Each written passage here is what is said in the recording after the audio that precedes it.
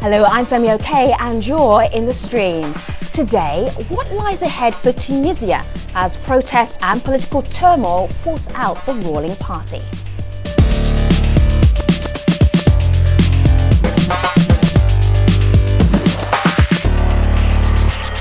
Our digital producer Malika Balau is looking out for your live feedback. This program started with us following the story of a musician, a rapper in Tunisia who was arrested and charged, has to face prison time for some music that he was making that was viewed to be critical of the police and the authorities. That's how it started. It is. Now we're going to go in an interesting direction from there. We are, and it's interesting you said that's how it started. We also got a pitch from our community member on that topic. Sam K wrote in on Facebook, cover the crackdown on freedom of expression and political criticism in Tunisia. But of course, as you know, and as you mentioned, we did a little digging and the story is so much more than that. So we're going to delve into all of those things on today's show, but we can't do it without your help. So tweet us your questions and your comments. Just make sure you use the hashtag AJStream.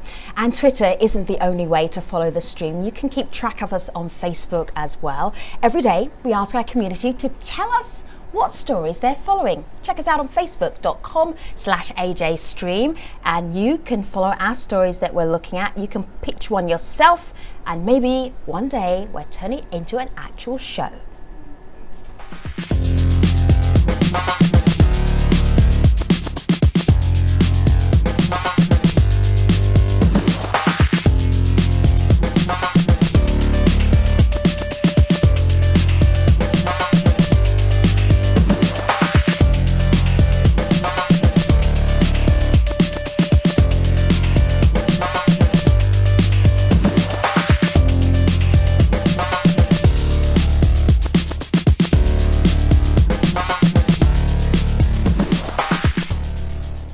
Tunisia is viewed by many as the success story of the Arab Spring, but realities on the ground may prove otherwise. On Saturday, following months of protests and political unrest, the country's democratically elected Islamist-led government agreed to resign. Angered by the assassination of two opposition politicians, critics claim that the governing party Ennahda was too soft on hardline Muslim groups and it mishandled the country's economy and security. Negotiations are expected to begin this week to form a caretaker administration and set a timetable for new elections. So, as Tunisians face further political upheaval, what lies ahead for the country that sparked the historic revolutions? So, to help us discuss this, from Tunis we have Sayed Fajani. He's a spokesman for the Ennahda Party. Via Skype, we have Noman Ferredi.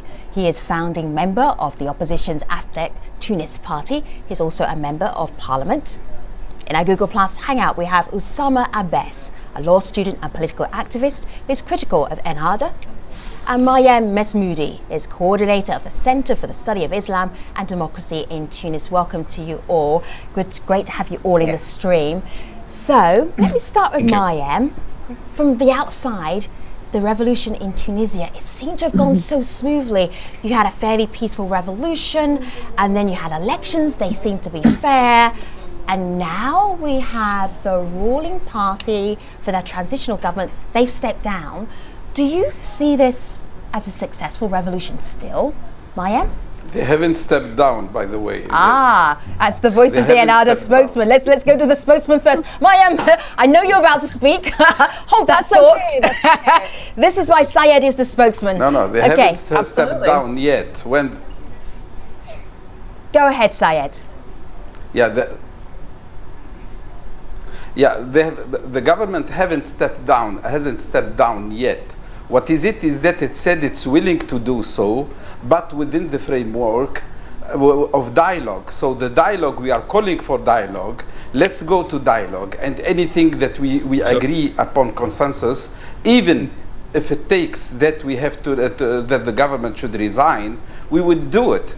But we are very responsible that we cannot really give it to the unknown. Okay. We have to finish the business of the constitution, and we have to finish many things. But it's the dialogue between all the protagonists or all the different groups that would make out of it an agreement, but with the clear will of Ennahda its government, the government, we would call it to resign. All right, Syed, thank you for the correction. interesting Talking about dialogue, no man jumping in the conversation.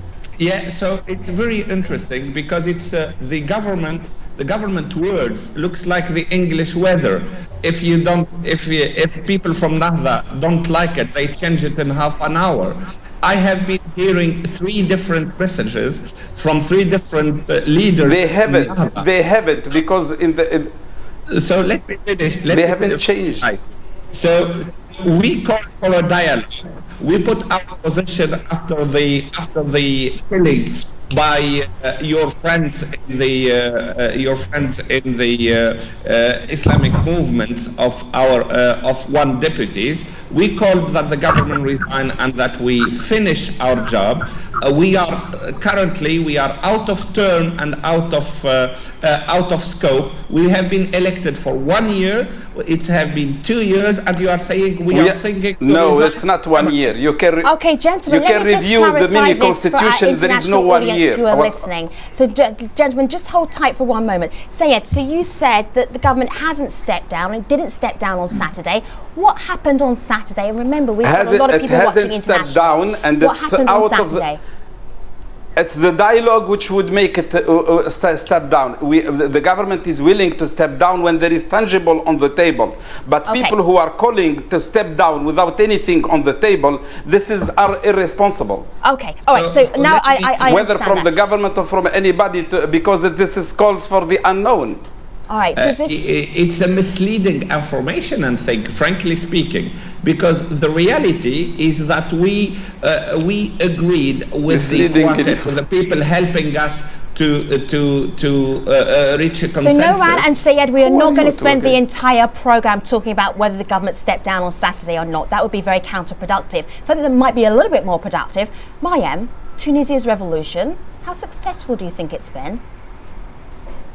You know, I think it's been successful precisely because it's been difficult. It's been difficult because all sides have been trying to come to the table on many different occasions and for many different purposes. This has made it really difficult. It's made it really stressful for people. So naturally, with all kinds of different forces at play, everyone feels frustrated, everyone feels anxious. Progress doesn't seem to be moving quite as quickly as we would hope. And so naturally, this is making it more difficult. But I think it's precisely because of this spirit of trying to work together, even when we don't disagree, actually, especially when we don't disagree, insisting that we remain in a constant dialogue. That's precisely why we're succeeding, in my opinion. So I'm optimistic, clearly.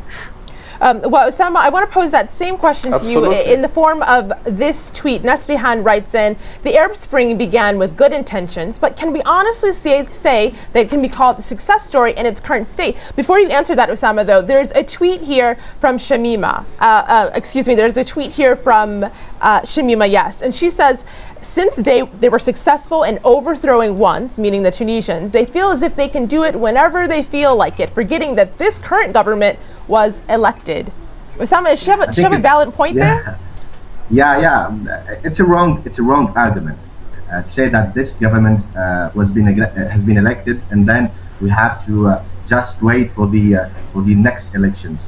This government has absolutely failed in its first mission, was to guarantee the security of the Tunisians. 3 political leaders were killed. 8 of our soldiers were killed by Salafism, and now Tunisia is facing terrorism problem. And right now in Tunisia, we have the society. And how many Salafists has been killed?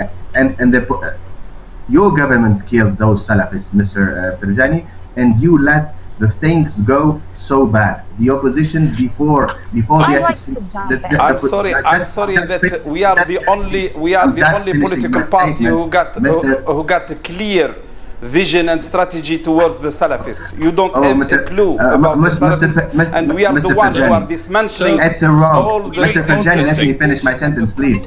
Mr. Ferjani, the opposition were asking even before the Belaid assassination to stop the political violence, to liquidate the militia, what's called the Revolution Protection Group, which are affiliated to Ennahda. We were fighting for a neutral interior and justice ministers, and Ennahda were trying to avoid those important issues, and they were just saying, we are elected, we are legitimate, and then you have to wait and to be patient. Tunisians are no more patient. And frankly, you want to cash in upon the blood of those who has been assassinated. Let's face it. You want to cash in upon the blood of those martyrs who have been assassinated by other people. So those, if you have a project, put it in front on the table, in front with the people. Gentlemen, I'm going to and stop you both for a moment mind. because we can't hear you while you both speak over each other. Let me just get everybody up to speed with this. In the past year, there have been two very high-profile opposition leaders who have been killed, and at the moment, Sayed, who the investigations are still underway. Who do you feel was responsible for that? A lot of people were criticizing your party for those deaths and for the lack of security that surrounded Tunisia in the last year or so. How do you respond to those critics? Yes, because first, there is nobody, no government in the world can really protect 100% each individual and no crimes at all happen or no assassination. It's very unfortunate. Those are martyrs, and our blood, our heart and soul with their family and with them. However, at the same time, this opposition who wants to cash in upon the blood of somebody who has been assassinated, it could be from Ennahda, it could be from anybody else. This is unacceptable. I call upon the opposition to come up with projects, clear projects, and those projects on the table. And if the people would choose you, go ahead, good luck, and try to do something for our people. But this really to try to make it as it is Ennahda's fault who made this happen. This is really immoral in one hand. The second thing is that it's not acceptable. It is important.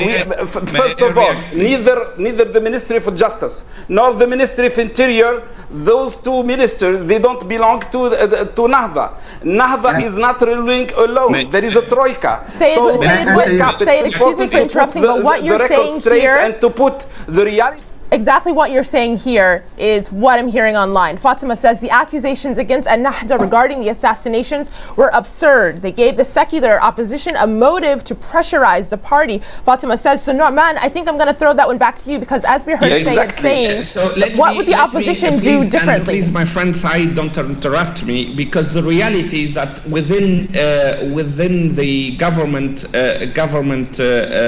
philosophy or government political strategy, they have been fostering political violence with the Salafists. The Salafists who hit political leaders. Let me finish, please. I knew that you will interact, but let me finish, please. The Salafists who hit 1 year ago a parliamentarian have been fined $60. The Salafist, a singer who put a song today, he's in jail. So please, Ennahda had been fostering political violence because of ideology closeness between them and Salafists.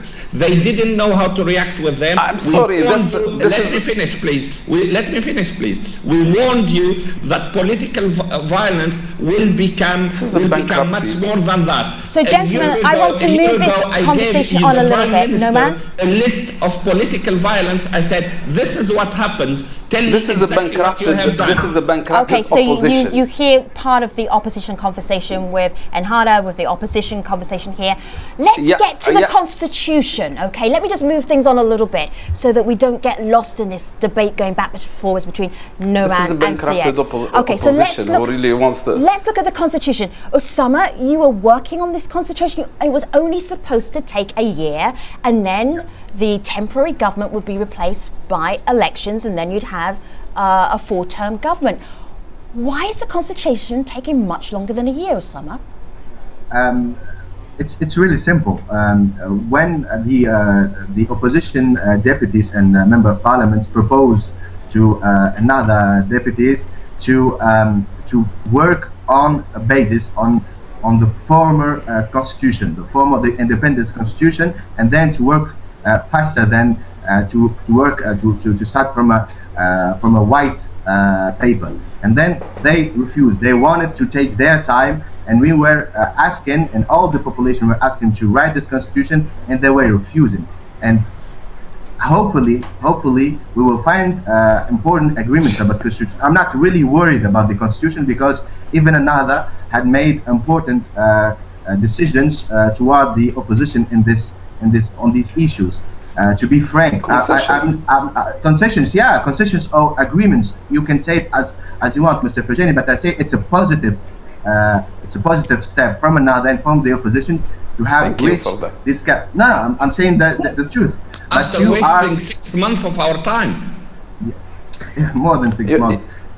Yeah, because when you have an opposition who make a sabotage for the parliament, for the national, for the constitutional assembly, now for 2 months they have obstructed the constitutional assembly to work and to function and to operate, and then they cry and scream that, oh, we made it, we stretched the time, we made it so as beyond its time. This is if I may just cut across you for a moment, because remember, we're watching this around the world, and so your debate, we want to broaden it and make it make sense for the rest of the world. Mayem, is this the kind of discussion and dialogue that you've been talking about? Is this why it's so intense and so hard for Tunisia even to get a constitution together? Absolutely. I think we've all seen how difficult that it is. I don't personally see it as a negative, although it's definitely frustrating. You're a great optimist, tensions. No, but honestly, I would much rather have us talking and arguing and screaming at each other rather than one party, such as we've seen in Egypt, and we're learning a lot from them, such as we've seen in Egypt, when one party imposes, without any conversation, an entire constitution that's supposed to be the groundwork for a whole country, imposes it on everybody, where they didn't win such a huge majority. They're imposing it on essentially half the population that didn't even vote for them.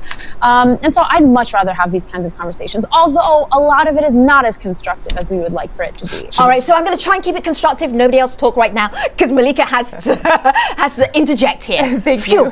Well, in that bid to keep it constructive, I want to shift to what the community is talking about. And a lot of people are comparing what's happening now to what we saw in Egypt. Ayub on Twitter says they are making the same mistake as the Muslim Brotherhood, and he's speaking about Ennahda, and trying to acquiesce in opposition that's only goal is to see them fail. So Sayed, I want your thoughts on that. Also with this tweet from Fatima, who says Ennahda's decision to step down was a disappointment, but the party feared a similar crackdown on the Islamists as what happened in Egypt. Is there an accurate comparison to what we saw happen in Egypt? So, may I talk? Well, the question was for Sayed, but go ahead. Well, go ahead. No, go ahead, Said. Go ahead, please. Yeah. Okay. I don't think that what we are seeing in Tunisia, I think it's very important and very interesting for it's a lively democracy and it's working. Yes, I'm not talking about what Mr. Nouman is talking about, an orchestration of violence. This is nonsense. This is if you have been where there is laws like in Britain, you would be charged for that because it's not because this is defamation and this is libelous. But anyway, we are in Tunisia. There is no problem. We are not, even we are in power, we are not going to use anything like that because this is unacceptable. However, in terms of democracy, in terms of our constitution, we are asking our partners in opposition, please, let's talk and let's finish it. It only takes 10 days or 2 weeks in order to wrap up all the constitution and we give it to our people. This is one. Second, for us in Tunisia, I think things are not as there are some people in opposition like Mr. Nouman who wants to put down all the time this model of Tunisia and there is nothing good and nothing okay, you are entitled to your views and I respect that. However, you are wrong. And what is it? It's difficult. This parallel between Egypt and Tunisia, it doesn't exist in many of its components. We don't have an army which has ruled and oppressed its people for 60 years or more. We have an army which has not been involved in politics at all. We have not only the army, we have here we have here, it's a troika which is governing, and when we have Mr. Marzouki or Mr. Ben Jafar, and so there is a mix between the left, between the right, between the laicists or the seculars, and between people who Muslim orientated political party like Ennahda. Breath now, so we have you all set this out mix, a framework, and we have a golden opportunity to succeed. Okay, Sayed, this is a good point to pause the conversation. You know, we're not even close to being finished on this conversation. We have Ennahda, spokesperson in our conversation. We have people from the opposition as well, and we really want to get a sense of what's happening in Tunisia and what do Tunisians want? That is a good question to take to the post show, right? Fantastic question. Stream.aljazeera.com. What do Tunisians want now that we're in this situation at this point in the post-revolution for Tunisia? But first, here's Malika with some of the other stories that we're following.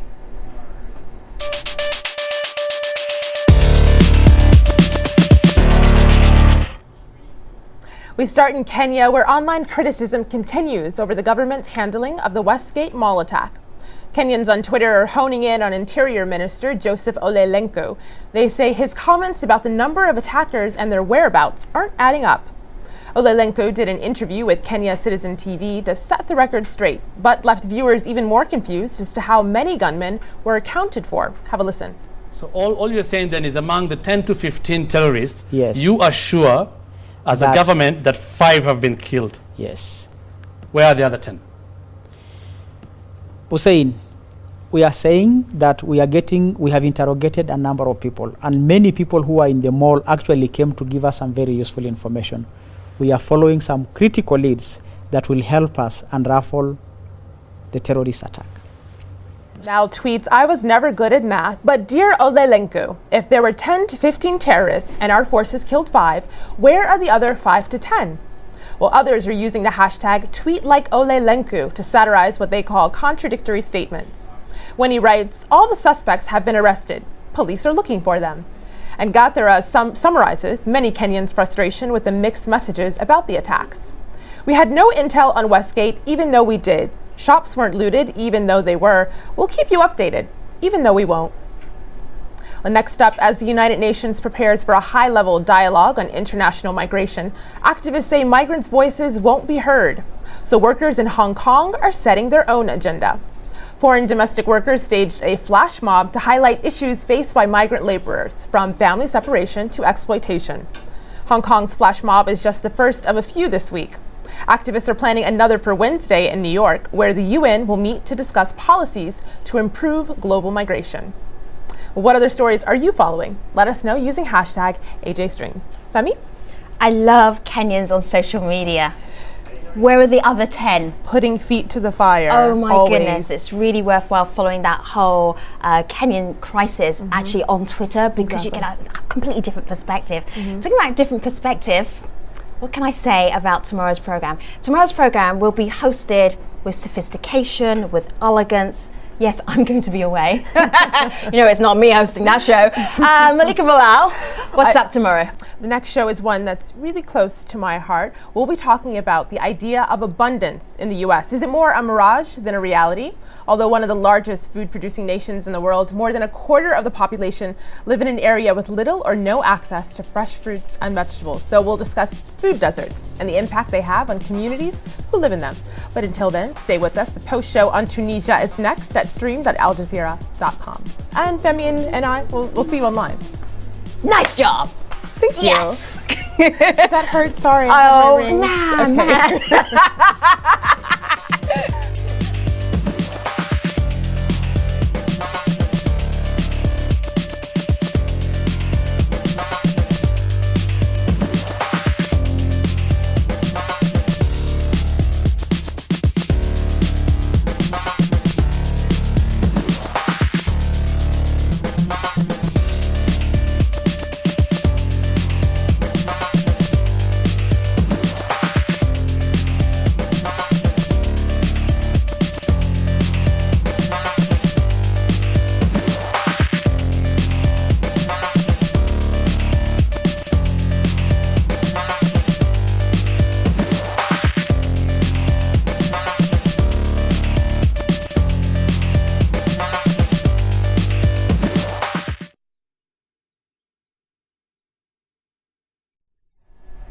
Hello again, this is the Stream's online post show. We are continuing to look at what's ahead for Tunisia. Still with us, we have Sayed Fajani, he's the Ennahda spokesman. Noman Ferry is a founding member of the opposition's Attack Tunis Party. And Osama Abbas is a law student and political activist. And Maya Mesmoudi is coordinator at the Center for the Study of Islam and Democracy. Every time, guests, you're great guests. Every time I pose you a question, we start a huge debate and then I have to pull you back. So I'm going to start. I'm going to start this time before I hand it over to you. And I actually want to start with this little bite from the leader of the Ennahda Party. And so he was talking in August to a Tunisian channel called Nesma TV, and his name is Rashid Ghanouchi. I don't really need to introduce you to our guests, but to our online audience, you may not be familiar with him. He's talking about the challenges of what the Ennahda Party has been trying to do. Have a listen to this. I am not saying there is not a crisis, because we are a country that is transitioning. We lived 50 years in the shadow of a single government power, and this power dissolved, and we came out of it free. But the freedom needs time, so we can know how to use it. So the fiercest criticism that I've heard on this program for the Ennahda Party has come from Noman. Noman, isn't that quite reasonable that just in a year could all of the socio-economic problems of Tunisia be solved to your satisfaction? Is that a reasonable argument that Ennahda needs time? It is not the demand. It was not the demand neither of the opposition nor to the people. What we were elected for in a year is to draft a constitution that our friends in Ennahda, I'll speak why it was delayed, and Osama spoke about it, but also we asked the government to be caretaker government for 1 year until we organize the election, which should be in 5 years. However, what really happened is that Ennahda went immediately out of scope, and their only job in life as government was to put their staff in every single level of the administration. So on central administration, in regional administration, but local administration, their objective and their action were only to lock down the apparatus of the state, that nobody else will be in decision power, even at local level, other than somebody from Ennahda. And that's in preparation for the election which should have happened long time ago. What we are arguing is that we went out of term and out of scope.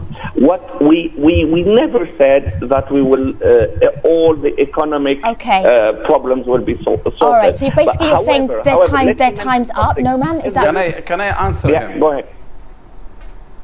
Yes, of course you can. Go ahead. Can I answer him, please? Sure.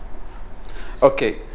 When he talks about that, it's 1 year. With great respect to Mr. Nu'man, I think he mixes what is the wish of his party and the mini constitution which has been made, because the National Constitutional Assembly, nothing, even if there have been prior to the elections, there have been some political parties, they said it should be for 1 year.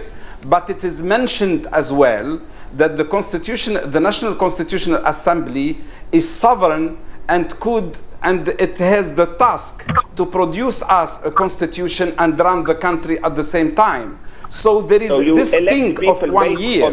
It's only exists in the minds of Mr. Nu'man and his ilks. So this is wrong. This is one. So second, when he talks about that Ennahda has overtaken all the state apparatus, this is nonsensical, and I challenge him, and I wish that Al Jazeera International makes a documentary about this, and we invite you in Tunisia to do that, to expose the lies of many people, like those who are saying that we have taken over the apparatus of the state. So, in addition to that, okay, Sayed, I'm going to share this conversation. I know Ennahda is very enamored with dialogue, and I know that the only reason to have we can have dialogue is somebody takes a pause and then we bring somebody else in. Malika, can I go to Mayem and Osama, or do you want to do that? Can I? You sure? Mm-hmm. She's close enough to kick me if I don't get to the community. So Mayem, what did you want to say? Jump in. Yeah, what I wanted to jump in and say is that I'm hearing a little bit of misrepresentation of facts. I'm not going to go into people's intentions and say why, but there's definitely misrepresentation of facts. First of all, it is a fact that Ennahda cannot mathematically be a dominating force in the government because they have around 40% of the seats in the constitution. They are ruling in a coalition, and we are very grateful for that. It means that we are forced into discussion, and we're very grateful for that. Second of all, it's not true that Ennahda has been placing all of their minions in many different ministries, especially in this last government shakeup that has now been in power for about 4 or 5 months. They have about 30% of the ministries in their hand, about 20% to each of their coalition parties. Not the head of the ministries, Mary.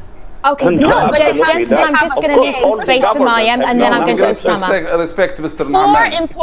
Four important ministries, the Interior Ministry, the Foreign Ministry, Defense, and the Judicial Ministry are not Ennahda, 4 very critical ministries. So it's just not true to say that they're dominating, that they're imposing, or that they're forcing anything or forcing anyone out. Sure, you can. My conclusion Please make space for Mayem. My conclusion is that while there absolutely is room for criticism, because none of us are perfect, because none of us have any experience, the kinds of people who have experience are the kinds of people we don't want. Those are the old regime. So none of us have an experience. There's definitely room for criticism. I'm not saying that Ennahda's perfect. Okay. I don't think anybody is. You made an excellent point, and we really appreciate you making that point. Osama, can you be very brief, because we're coming towards the end of our discussion. I know you had a point you wanted to make. What was it? Sorry to take up your time. Yeah, just to answer, Mariam, just to say that we're not talking about the head of these ministries. We're talking about the guys who are in office, who runs the departments inside the ministries. We have to remember that weeks before the assassination of Mohammed Ibrahimi, the MP, the CIA warned the Interior Ministry about the threat on that opposition leader, and 3 departments of the Interior Ministry were knowing about this threat, and these officials who were running these 3 departments in the Interior Ministry, they were appointed by Mr. Ali Al-Araid, the former security minister, and he is now the head of the government. Okay, Osama, can you just wrap up your point very quickly, because I really want to go to the community. Just Can I finish your point? Nobody else can. Osama, you go ahead. Yeah, very quickly. For a conclusion, I think that we need to focus on the future. Right now, we need to resolve the main important national issues to stay on the table. We need a mutual trust and a deep national dialogue about the transitional period issues. We have to figure out the main problems and try to understand ourselves. The opposition made bad things, etc., and the guys in Ennahda have to understand that if they want to Osama, don't make me cut you off. Finish your point. Just to find solutions, they have to see the reality. This is it. All right. I want all the guests to know, to be reassured. I love hearing you speak. We have to share the conversation just because we have a time constraint.